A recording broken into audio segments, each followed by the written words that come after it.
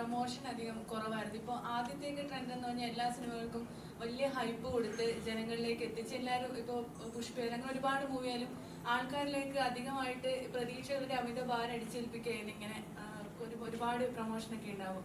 അപ്പോൾ റൈഫിൾ ക്ലബ്ബൊക്കെ ഈ പ്രൊമോഷൻ കുറവായിരുന്നു. സിനിമ കഴിഞ്ഞിട്ടാണ് ഇപ്പോൾ പ്രസ് മീറ്റ് ആയാലും വെച്ചിട്ടുള്ളത്. ഇപ്പോൾ മാർക്കോ ആയാലും നാളെ റിലീസിന് എത്തുന്നത്. അപ്പോൾ അത് റിവ്യൂ നേരത്തെ റിവ്യൂവിന്റെ കാര്യമാണ്. ഇപ്പോൾ റിവ്യൂവിനെയൊക്കെ ഇങ്ങനെ പേടിച്ചിട്ടാണോ അതോ അങ്ങനെ ആൾക്കാരിൽ നിന്ന് ഇത്രയും ഹൈപ്പ് കൊടുത്തിട്ട് പടം ഇങ്ങനെ ആവും അങ്ങനെയൊക്കെയുള്ള റിവ്യൂകൾ വരുന്നത് കൊണ്ടാണോ ഇപ്പൊ അങ്ങനെ ഒരു ട്രെൻഡ് മാറിക്കൊണ്ടിരിക്കുന്നത്? ഒരു ട്രെൻഡ് മാറിയെന്നൊന്നും എനിക്ക് തോന്നുന്നില്ല. അത് ഓരോ സിനിമയുടെ മാർക്കറ്റിംഗ് സ്ട്രാറ്റജി അനുസരിച്ചായിരിക്കും അത് അങ്ങനെ ചെയ്യപ്പെടുന്നത്.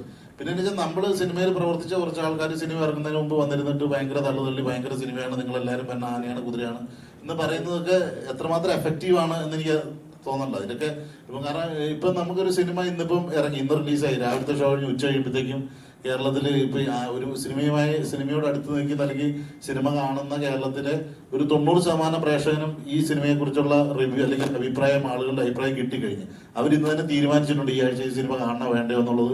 കേരളത്തിലെ മുഴുവൻ പ്രേക്ഷകരും തന്നെ തീരുമാനിച്ചിട്ടുണ്ട്. അപ്പൊ അതിനു വേണ്ടിയിട്ട് നമ്മളിങ്ങനെ ഒരു മാസങ്ങളുടെ ഒരുക്കമൊന്നും ആവശ്യമില്ല എന്നുള്ളതാണ് തോന്നുന്നത്. അല്ലെങ്കിൽ ഈ സാഹചര്യത്തിൽ അതിപ്പോ ഇന്ന് രാവിലെ പടം റിലീസായി വൈകുന്നേരം ഇപ്പൊ എല്ലാവരും പറഞ്ഞിട്ടുണ്ട് പടം നല്ലതാണോ അല്ലയോ എന്നുള്ളത്. അപ്പൊ അതനുസരിച്ച് ആൾക്കാർ ടിക്കറ്റ് എടുക്കും, സിനിമ കാണും, അത്രേ ഉള്ളൂ. അതിനകത്ത് ഭയങ്കര ഒരു തള്ളിന്റെ ആവശ്യമില്ലെന്നാണ് ഞാൻ പറഞ്ഞത്. ജസ്റ്റ് ആൾക്കാരെ ഒന്ന് അറിയിക്കുക എന്നുള്ളതാണ് ഇത്ര ആവശ്യമുള്ളൂ തോന്നുന്നു. ഞാനിപ്പോ ഇത് അനാവശ്യമായിട്ട് പറയാൻ തോന്നും, അഹങ്കാരമായിട്ട് ചിലപ്പോൾ തോന്നും. സത്യമായിട്ടുള്ള കാര്യം പറയണമെന്ന് തോന്നിയോണ്ട് പറയുക. ഞാനൊരു 42 വർഷമായി സിനിമയിൽ നിൽക്കുന്നു. അന്ന് ഈ റിവ്യൂ പരിപാടിയൊന്നുമില്ല. സിനിമ വരുന്നു, നാന, വലിയ നക്ഷത്രം, അങ്ങനെ ചിത്രകാർത്തി, അങ്ങനെ കുറെ മാഗസിനുണ്ട്. അതിനകത്ത് കൊള്ളാമെങ്കിൽ കൊള്ളാമെന്ന് പറയും, അല്ലെങ്കിൽ സിനിമ തിയേറ്റർ നല്ലതാണെങ്കിൽ ഓടും. ഇപ്പോഴും അതാണ് അവസ്ഥ. അല്ലാതെ ഈ റിവ്യൂ കൊണ്ട് നടന്ന ആളല്ല ഞാൻ ഇനി നിൽക്കാൻ പോകുന്നത് റിവ്യൂ കൊണ്ട്. ഇപ്പൊ റിവ്യൂ പറഞ്ഞിട്ട് അതിന് ഭയങ്കര ബോറാണെന്ന് ഞാൻ ബോറായിട്ട് അഭിനയിച്ച റിവ്യൂ പറഞ്ഞ് ബോറാന്ന് പറഞ്ഞു. ഞാൻ നന്നായിട്ട് അഭിനയിച്ചൊരു ബോറാന്ന് പറഞ്ഞ പ്രേക്ഷകൻ സമ്മതിക്കില്ല. ഞാൻ എന്തുകൊണ്ട് ഇത്രയും വർഷം നിൽക്കുന്നു? പ്രേക്ഷകന് ഇഷ്ടമുള്ളതുകൊണ്ടാണ്. അല്ലാതെ ഒരുത്തൻ അവിടെ നിന്നോണ്ട് അതിന് ഭയങ്കര ബോറാന്ന് വേഷം കെട്ടിട്ട് പറഞ്ഞുകൊണ്ട് ഞാൻ മോശമാവില്ല. ഫാക്ട്. ഇയാൾ എങ്ങനെയുണ്ട്, ഇയാളുടെ സിനിമ എങ്ങനെയുണ്ട്, പ്രേക്ഷകനാ തീരുമാനിക്കുന്നത്. അല്ലാതെ ഏതെങ്കിലും ഒരുത്തനെ ഇന്നോട് പറഞ്ഞു കഴിഞ്ഞാൽ അതാണ് അംഗീകരിക്കേണ്ടത്. അത് വളരെ ബാലിശമായ ചോദ്യമാണ്, ബാലിശമായ വിശ്വാസമാണ്. നിങ്ങളെ ഒരാൾ പറഞ്ഞു കഴിഞ്ഞാൽ സിനിമ പൊളിക്കാമെന്ന് ഒരിക്കലും നടക്കില്ല. കലാകാരൻ അവൻ സൃഷ്ടിക്കുന്ന കലാരൂപം പ്രേക്ഷകൻ ഇഷ്ടപ്പെട്ടാൽ ഡെഫിനറ്റ് ആയിട്ട് നന്നായിരിക്കും. ഇഷ്ടപ്പെട്ടാൽ മോശമാണെങ്കിൽ പറഞ്ഞോളൂ.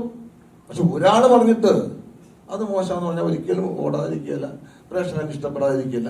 അതിന്റെ ഏറ്റവും വലിയ തെളിവാണ് ഞാൻ ഇത്രയും വർഷമായിട്ട് സിനിമ നിൽക്കുന്നു. ഞാൻ നായകനായിട്ടുണ്ട്, സഹതനായിട്ടുണ്ട്, വില്ലനായിട്ടുണ്ട്, ഗുണ്ടായിട്ടുണ്ട്. ഒരുപാട് കാലഘട്ടങ്ങൾ കടന്നു വന്നയാളാണ് ഞാൻ. പിന്നെ ഇന്ന് ഞാൻ നടന്ന ആളല്ല. അതുകൊണ്ട് ഞാൻ പറയാണ്, എൻ്റെ എക്സ്പീരിയൻസ് ആയിട്ട് പറയണ, ആരും മോശക്കാരനായിട്ട് പറയല്ല. ഇതുകൊണ്ടാണ് സിനിമ ഓടുന്നതെന്ന് ആരും വിശ്വസിക്കണ്ട. നല്ലത് പറഞ്ഞാൽ നല്ലതാണ്. അത് കുറച്ചും കൂടെ ഭംഗിയായിട്ട് ചെയ്യുന്നതാണ് ഭംഗി എല്ലാവർക്കും. അല്ലാതെ ആരും മോശക്കാരായിട്ട് പറഞ്ഞത് എന്ത് കാര്യം? പിന്നെ വ്യൂവേഴ്സ് കുറെ ഉണ്ടാവുമായിരിക്കും, അതിനുവേണ്ടി പറയുന്നതായിരിക്കാം. പക്ഷെ നല്ലതായിട്ടും നല്ല സിനിമയെപ്പറ്റി നല്ല വിമർശനം ഉണ്ടാകുന്നതാണ് പറയുന്ന ആളിന് നല്ലത്, പ്രേക്ഷകന് നല്ലത്, സമൂഹത്തിന് നല്ലത്.